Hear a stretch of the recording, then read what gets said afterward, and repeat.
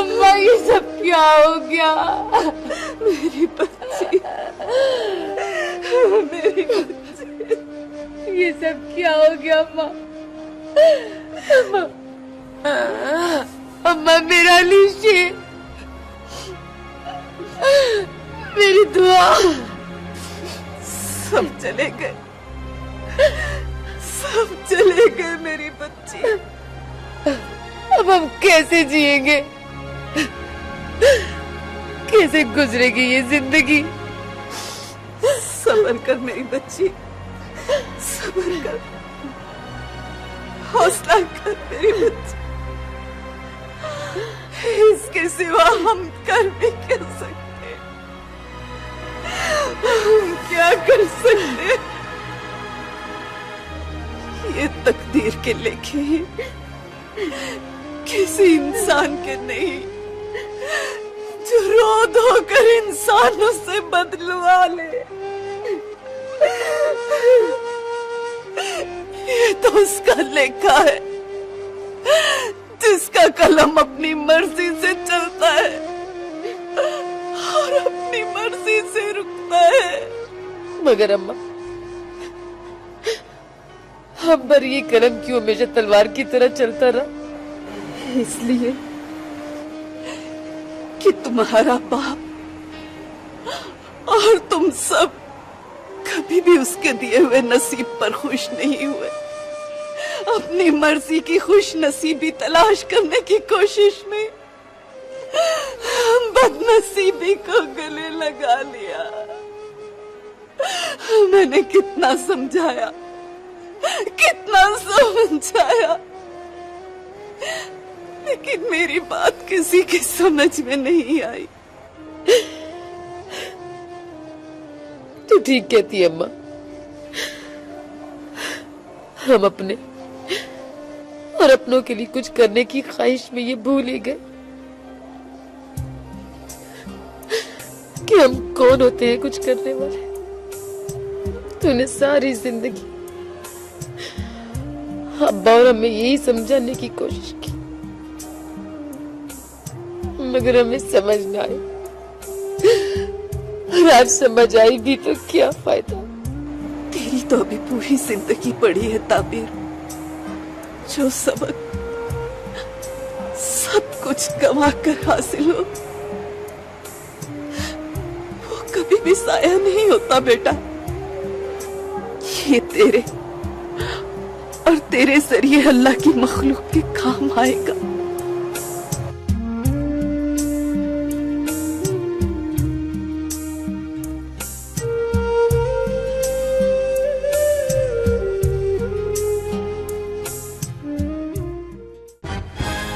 Sir, ताबीर से मिलने वाली मालूमात में हमें नए करैक्टर मोना का पता चला है, जो उस रात अली शेर के साथ, और मोना खिलजी के लिए काम करती है।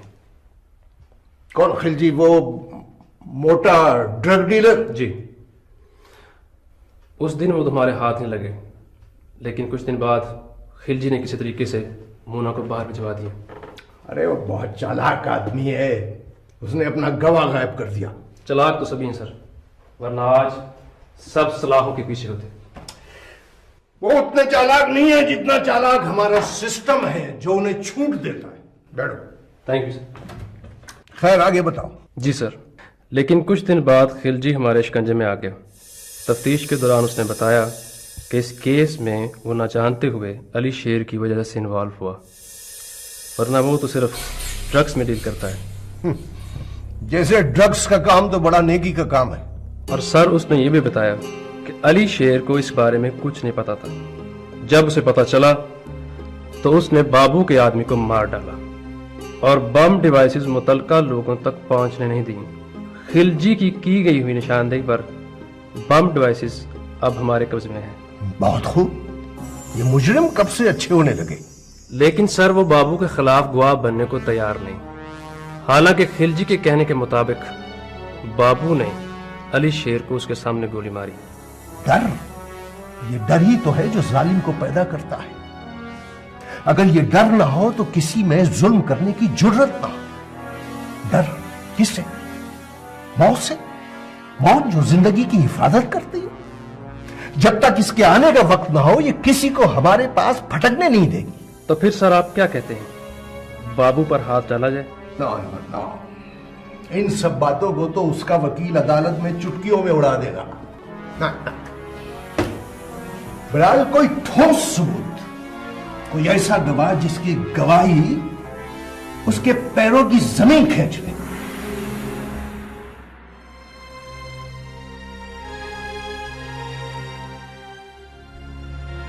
मैडम से जरूर बात कर लीजिएगा। हेलो, अस्सलाम वालेकुम। जी अस्सलाम वालेकुम। मैंने कुछ तस्वीरें भिजवाई थी। जी पहुंच गए हैं वो। थैंक यू वेरी मच जी। खुदा हाफिज़।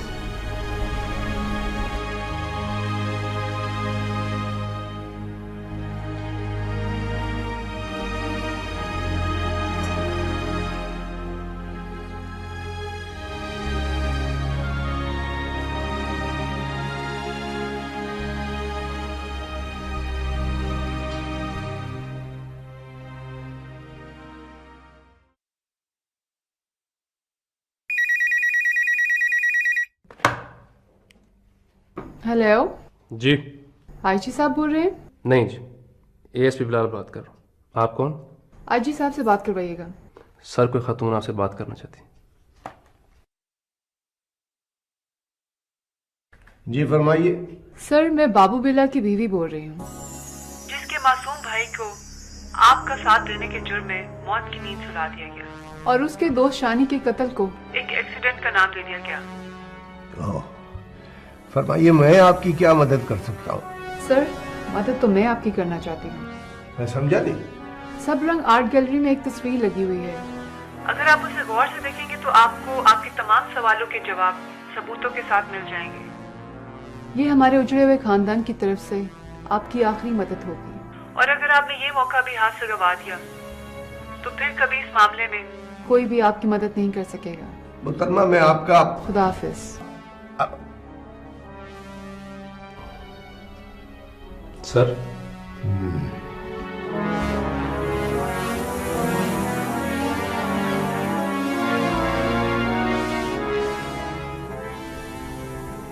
कौन? मैडम, आ जाओ।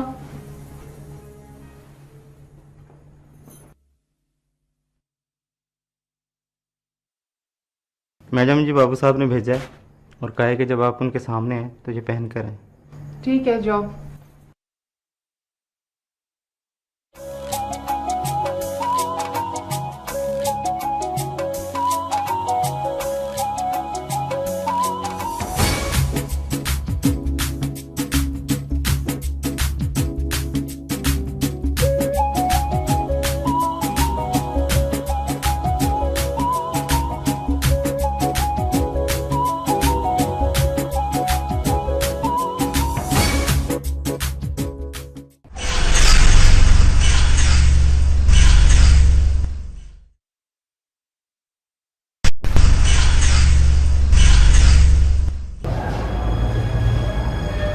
ये पेंटिंग किसकी? ये जफर इकबाल।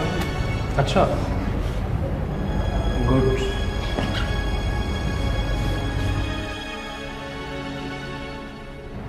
और ये नादिया हुसैन की है। और ये आपको किस आर्टिस्ट की चाहिए? यार वो क्या नाम है उनका? अमन। अमन जी की चाहिए? जी जी। की तो कई तस्वीरें हमारे पास, एक उनकी ये पड़ेगी।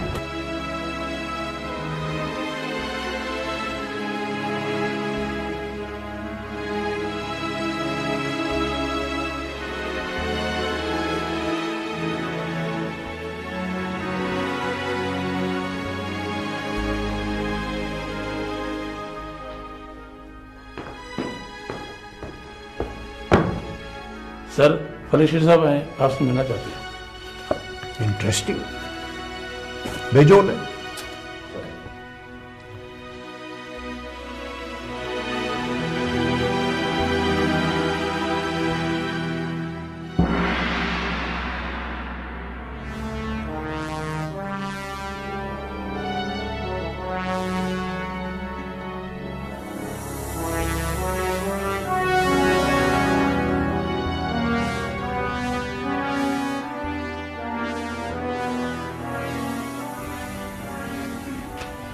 सर ये आप क्या कर रहे हैं? Excuse me, ASP Bilal. क्या मैं हाजिर हो सकता हूँ? आइए आइए आइए, वेलकम। मैं जानता था, मुझे यकीन था कि आप जरूर आएंगे। जिस जगह आने की आप इजाजत मांग रहे हैं वहां लाने के लिए हम आपको कब से कोशिशें कर रहे हैं, मगर कामयाब नहीं हो सके, सिर्फ आपकी वजह से। आइए बैठिए। हाँ, आपके कानून के इतने हाथ लंबे नहीं है अभी कि फलक शेर का घेराव कर सके, और ये आपके बनाए हुए पिंजरे इतने कुशादा नहीं इसमें फलक शेर समा सके। दुरुस्त, सही कह रहे हैं आप। हमारे कानून में कुछ खामियां तो हैं, मगर कुदरत के कानून ने कैसा शिकंजा डाला है कि फलक शेर खुद खींचा चला आया। मेरे दिल का टुकड़ा आपके पास है। मैं जानता हूं, आई नो। और यही फर्क है कुदरत के और हमारे कानून में, कि कुदरत का कानून सीधा दिल पर हाथ डालता है। मैं कुदरत से लड़ने नहीं आया यहाँ। आईजी साहब, ये बताइए, क्या आप मेरी बेटी को छोड़ेंगे या फिर किसी के फोन का इंतजार करेंगे या कुछ और? देखिए फलक शेर साहब, लड़ाई तो आपकी और कुदरत की है। बाकी जहां तक रहा आपकी बेटी को छोड़ने का सवाल, तो ना तो मैं उसे छोड़ूंगा और ना आपका कोई फोन उसे छुड़वा सकता है। तसल्ली कर लीजिए।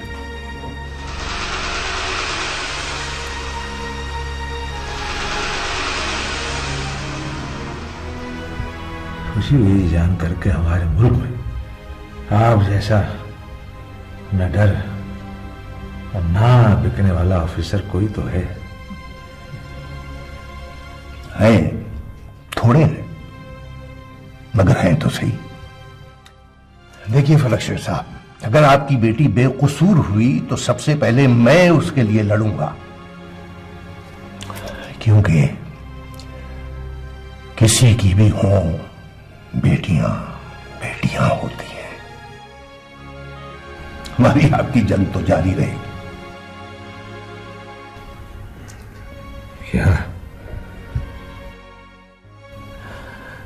क्या एक बार मैं उससे मिल सकता हूं? श्योर।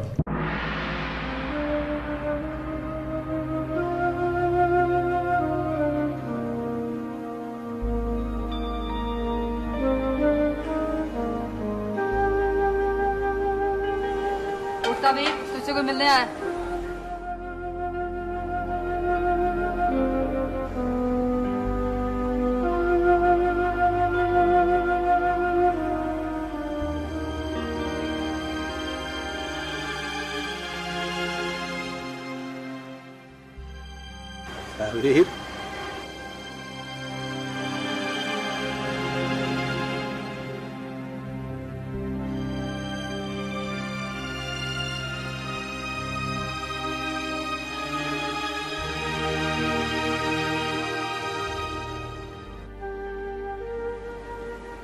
आपने तो कहा था हमारी मुलाकात अब कभी नहीं होगी। ठीक कहा था मैंने, मुलाकात कभी नहीं। लेकिन उस लड़की से जो मेरे पास काम करती थी, और देखो अल्लाह ने मेरे लफ्जों की लाज रख ली।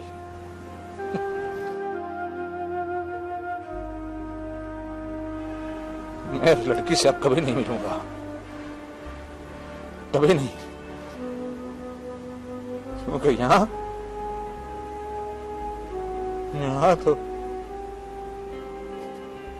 मैं अपनी बेटी से मिलने आया हूँ,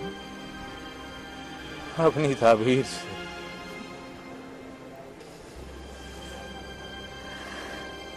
ताबीर?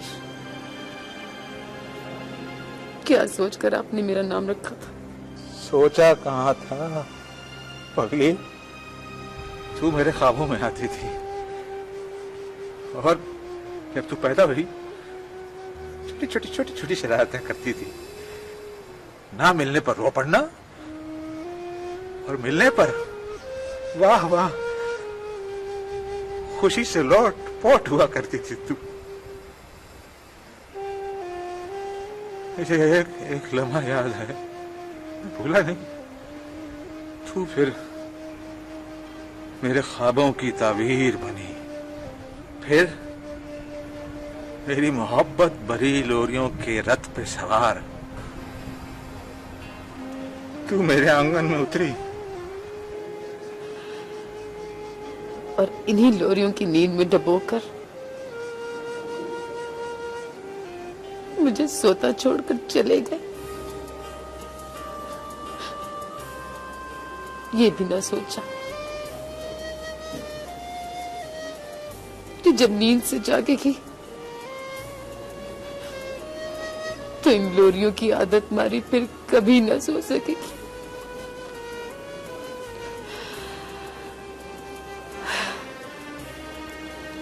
और आज जब ये आंखें पथरा गई हैं, तो फिर से आ गई मेरी आंखों के बोझ को और बोझल करने के लिए। मानता हूँ, मैं सब मानता हूँ। क्या क्या मानेंगे आप? और किस किस गलती का इतराफ करेंगे? मैं ये जानना नहीं चाहती कि आपने ये सब क्यों किया। होगी आपकी कुछ गलतियां, होगी आपके कुछ मफादात, होगी आपके कुछ इख्तिलाफात, मगर मेरा क्या कसूर था? मेरे भाई, मेरी बहन का क्या कसूर था? हमें क्यों आपके वफादात की भेंट चढ़ना पड़ा? क्यों आपके वफादात की कीमत चुकाना पड़ी? क्यों?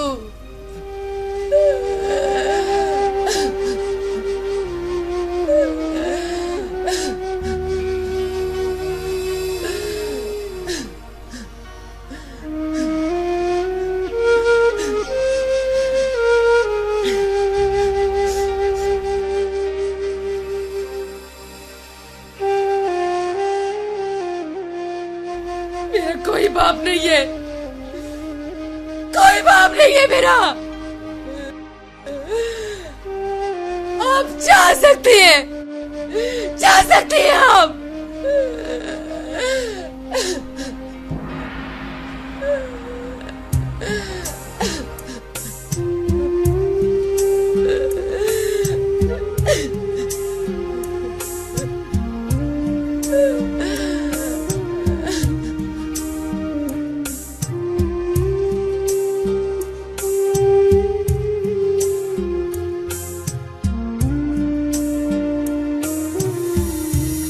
बाबा जी, बाबा जी, बाबा जी मुझे छोड़ के ना जाए।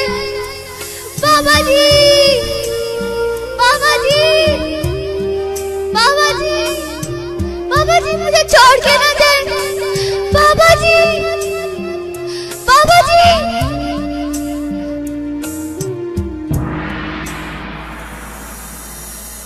बाबा जी।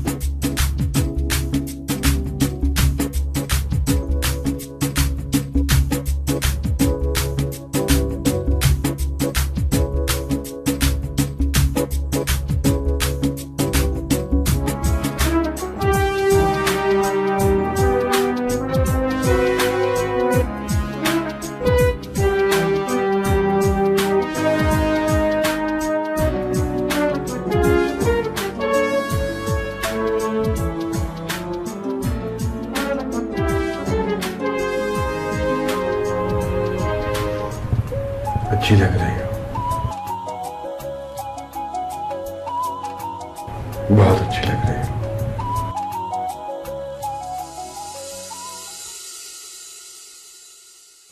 आज के दिन तुम्हें अच्छा लगना भी चाहिए था। Today it's a special day.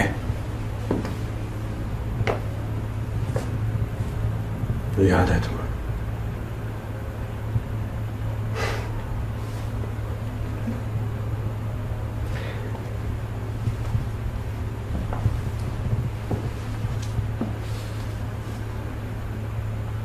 आज हमारी सो कॉल्ड शादी की सालगिरह।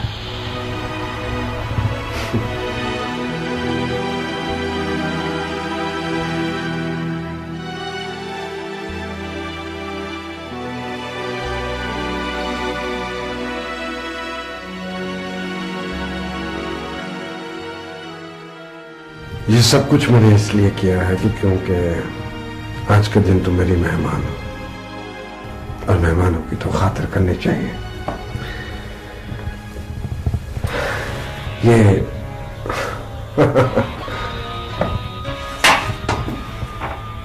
गलती से आ गया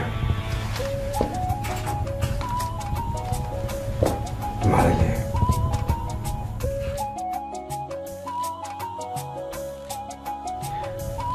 तुम्हारे नजदीक इसकी कोई वैल्यू नहीं है और होनी चाहिए भी नहीं, क्योंकि तुम इससे बहुत ज्यादा कीमती हो। मैंने सोचा कि क्योंकि आज बहुत खुशी का दिन है तो क्यों तुम्हें खुद अपने हाथों से खाना खिलाऊं।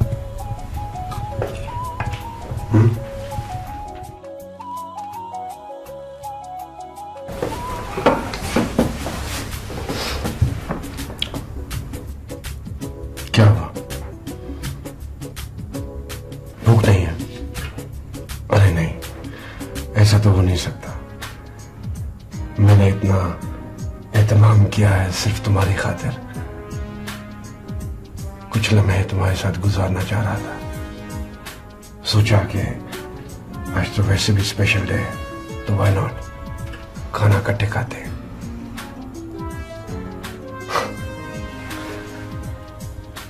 चल, हम तुम्हें खुद अपने हाथों से खिलाते हैं। After all, today is a special day. क्या ख्याल है?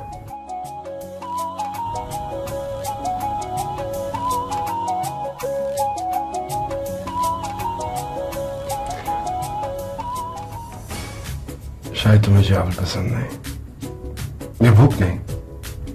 अरे कम से कम आज तो मेरे साथ हो,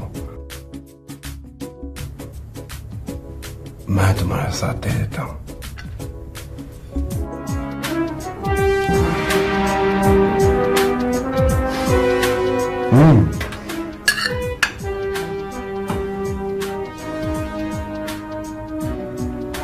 अब तुम्हें इनकार नहीं करना चाहिए। Come on, try it.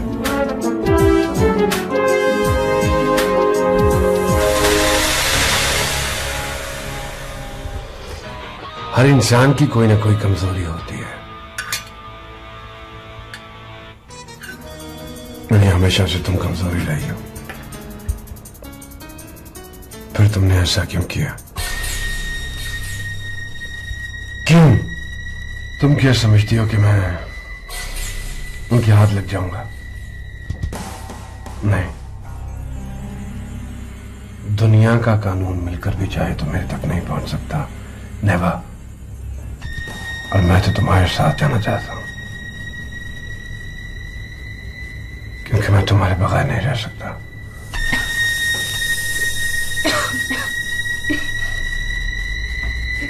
क्या हुआ? दर्द हो रहा है? मुझे भी हो रहा, बहुत ज्यादा हो रहा, लेकिन कोई बात नहीं। सफर में थोड़ी बात बहुत तकलीफ है तो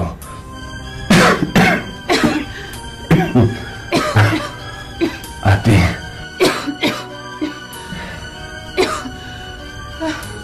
लेकिन मंजिल पे पहुंचने के बाद सुकून।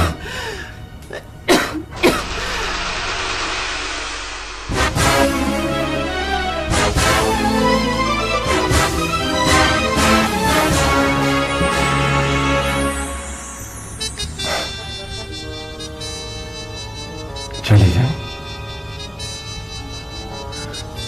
धोखा दे गई मुझे, फिर अकेला छोड़ गई।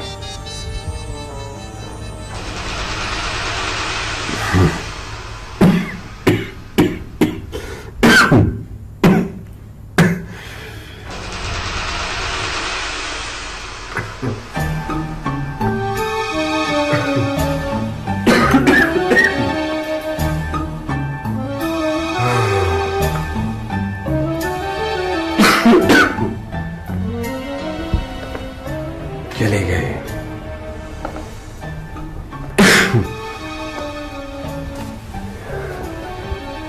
ये सोचकर चली गई कि शायद मुझसे छुटकारा मिल जाए, लेकिन मैं तब तक नहीं हारता जब तक मैं हारना न चाहूं।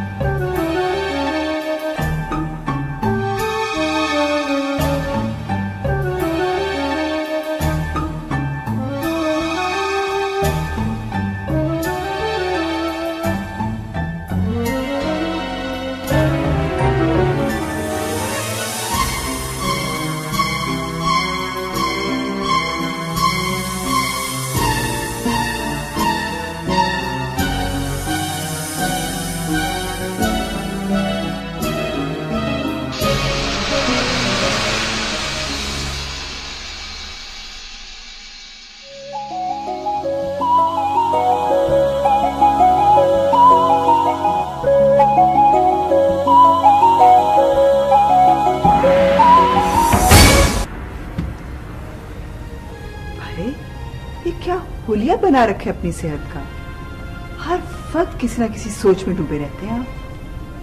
क्या करें, क्या करें? जब बाप को ये पता लगे तो उसकी जवान बेटी औलाद में बंद है और वो कुछ नहीं कर पा रहा, नहीं उसे ये पता चल रहा है कि कौन है उसके पीछे, तो क्या करेगा? यही सोचेगा कि फलक शेर की ताकत खत्म हो गई है, और फलक शेर की ताकत खत्म हो जाने का मतलब यही है कि वो मौत है उसके लिए। खुदा के वास्ते ऐसा मत कहें, ऐसा मत कहें आप।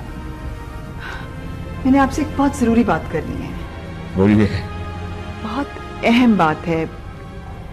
मुझे नहीं मालूम था कि ताबीर हमारी बेटी है। क्या मतलब है? मतलब ये कि एक दिन मैंने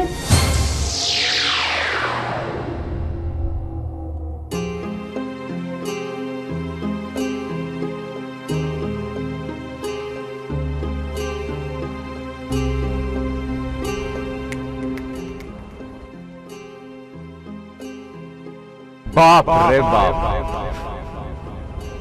ठीक है, ले जाओ, और हाँ, इस बात का किसी को नहीं, तुम्हें भी पता नहीं चलना चाहिए। ये समीर फिर उस लड़की के साथ, ये क्या चक्कर है? मुझे फलक शेर से बात करनी चाहिए। मगर मैं क्यों फलक शेर से बात करूं? वो भी उस लड़की के लिए जिसने मेरी बच्ची की खुशियां बर्बाद करने की कोशिश की। नो, आई बात समझ गया सर। कौन है मामा? कोई नहीं। उस वक्त मुझे मालूम नहीं था कि ये इतनी संगीन बात है। मगर जब ताबीर के बारे में जानने के बाद भी समीर ने आपसे बात नहीं की ना, तो मुझे लगा कि अब मुझे ही आपसे बात करनी चाहिए। बहुत अच्छा किया। तो कब से सोच रहा था कि बीच में है कौन। वाह वाह, अपने चिराग तले अंधेरा निकला।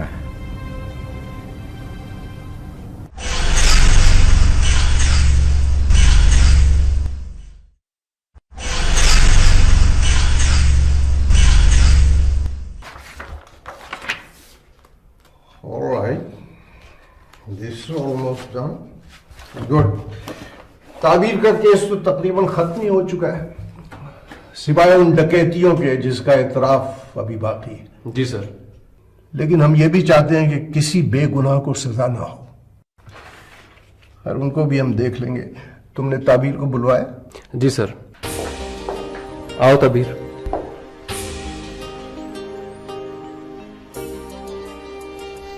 यह हथकड़ी खोल दो, अब इसकी जरूरत नहीं है।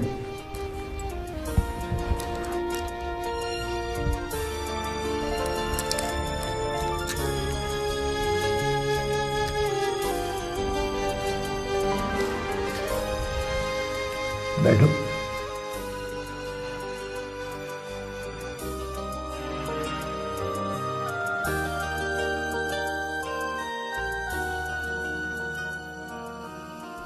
तुम्हें यहां कोई तकलीफ तो नहीं है?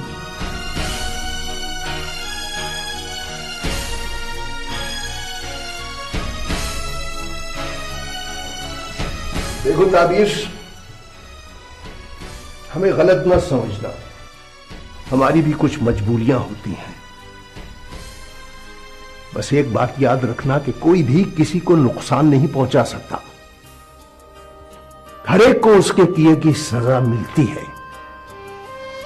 बात सिर्फ इतनी सी होती है कि वो करता कुछ है और भुगतता कुछ है,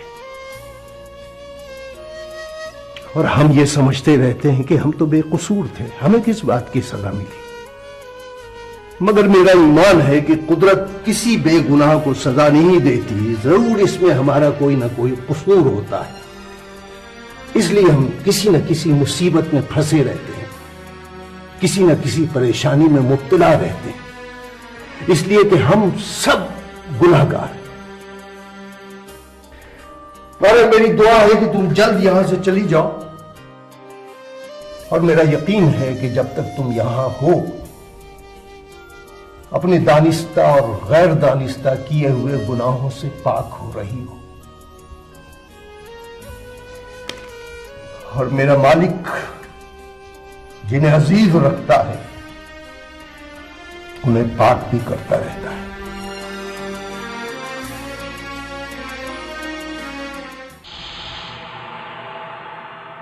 मैं फलक शेर बोल रहा हूं। एएसपी अपने लगे हुए फूलों में अगर इजाफा करना चाहते हो तो मैं तुम्हारी मदद करने के लिए तैयार हूं। मैं ठीक 12 बजे मेरे फार्म हाउस पे आना होगा।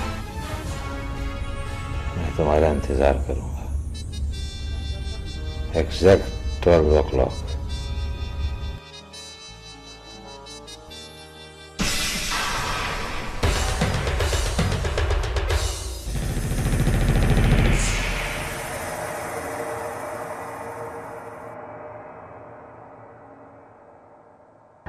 Yes sir. समीर, मैंने एक फैसला कर लिया है। हस्ब रिवायत तुम्हें भी इस फैसले की तायीद करना होगी। सर मैं सारी उम्र आपके फैसलों पे तो चलता आया हूँ, आप हुक्म करें सर। पहले सुन तो लो। जी फरमाइए। मैंने फैसला किया है कि मैं अपने आप को सरेंडर कर दूं। क्या मतलब है? जी सर। हाँ सर, आप मेरे आने तक कोई फैसला ना कीजिएगा। मैं सर थोड़ी देर में आपके पास पहुंच रहा हूं सर, प्लीज। आ जाओ।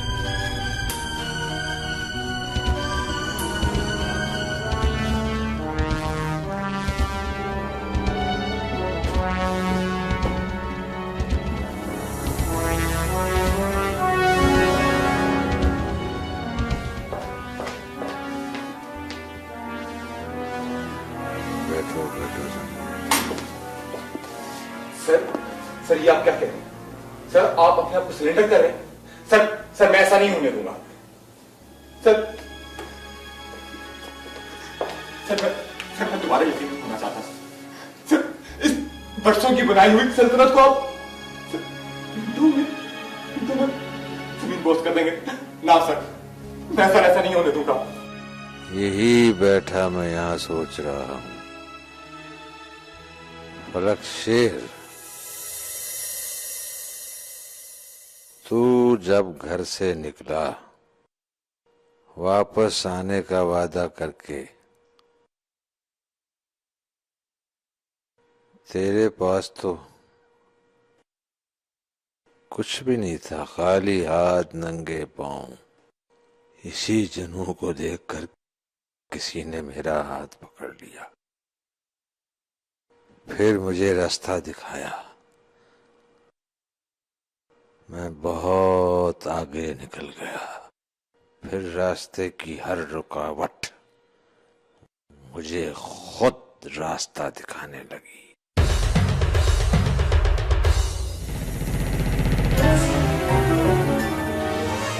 और फिर एक वक्त आया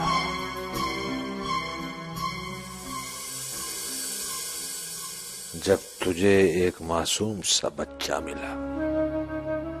फलक शेर, तुझे बड़ा प्यारा लगा। फिर उस बच्चे ने मुस्कुरा कर तेरी तरफ देखा, फिर मेरी उंगली पकड़कर मेरे साथ चलने लगा। कांधे से कांधा मिलाकर मेरे साथ चलने लगा। और जिनसे तू वापस आने का वादा करके घर से निकला था, वो तुझे तलाश करने निकले और खुद ही खो गए। फलक शेर अपनी मंजिल के शराब में खुद ही खो गया। अब तू ही बता समीर, क्या करूं मैं इस सल्तनत का?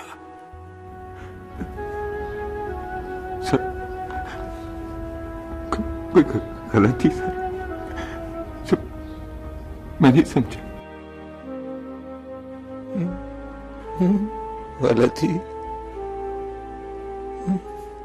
गलती तो मुझसे हुई, मुझसे हुई गलती,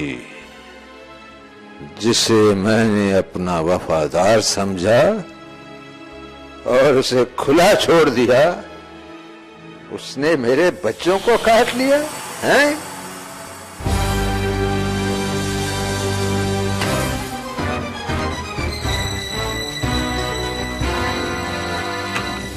बस फलक शेर, बस थक चुका मैं तो यस सर करते करते।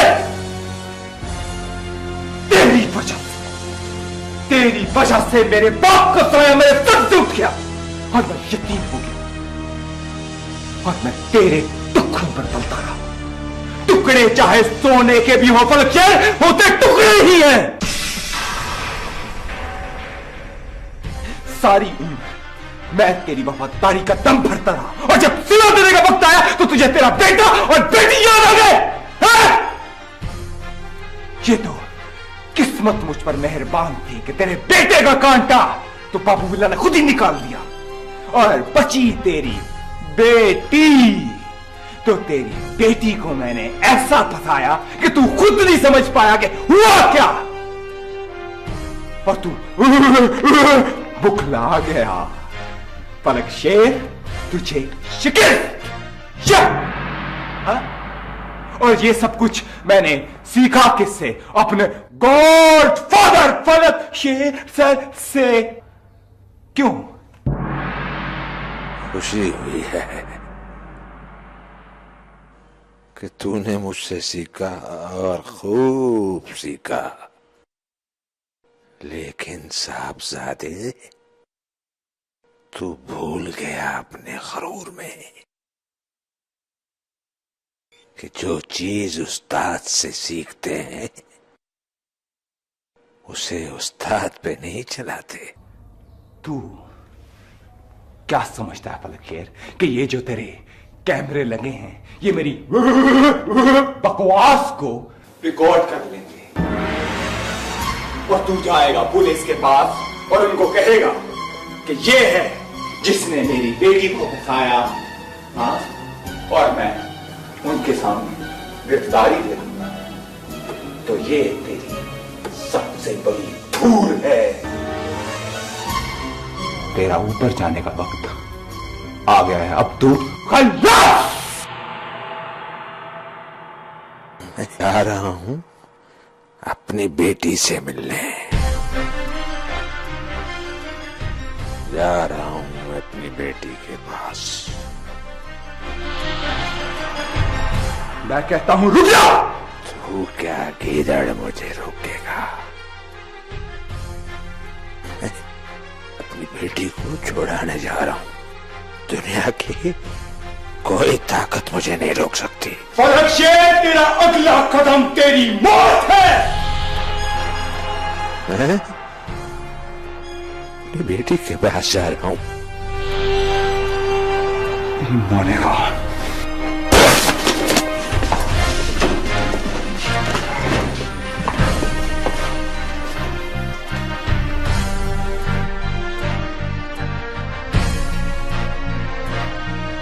Arresting.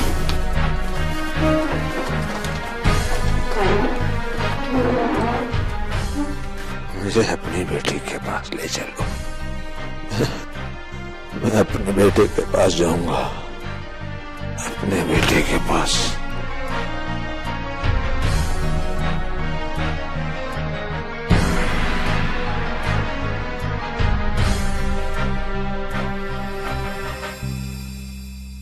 अदालत मुलजिम समीर वल्द जमशेद अहमद को डेंजरस एक्ट 1930 सेक्शन 10 के तहत 2 साल कैद और 25,000 रुपए जुर्माना और फलक शेर के कत्ल अम्द के जुर्म में जेर दफा 302 ताज़ीरात पाकिस्तान के तहत उम्र कैद की सजा सुनाती है।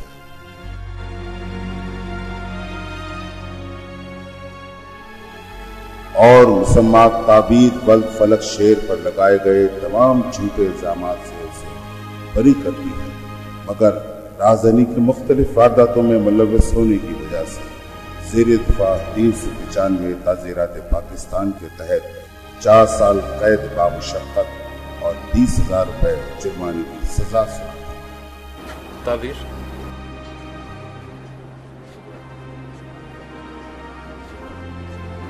जब तक तुम्हारी सजा पूरी नहीं हो जाती खाला हमारे पास रहेंगी, इसलिए तुम्हें उनकी फिक्र करने की जरूरत नहीं। जो हो गया वो वापस तो नहीं आ सकता, मगर आगे के लिए अच्छे की उम्मीद जरूर की जा सकती है। ताबीर, मैंने हमेशा वही किया जो तुमने चाहा। तुमसे अपनी बेपनाह मोहब्बत को भी तुम्हारी खुशी के लिए अपने अंदर कैद रखा, कभी इसका इजहार नहीं होने दिया।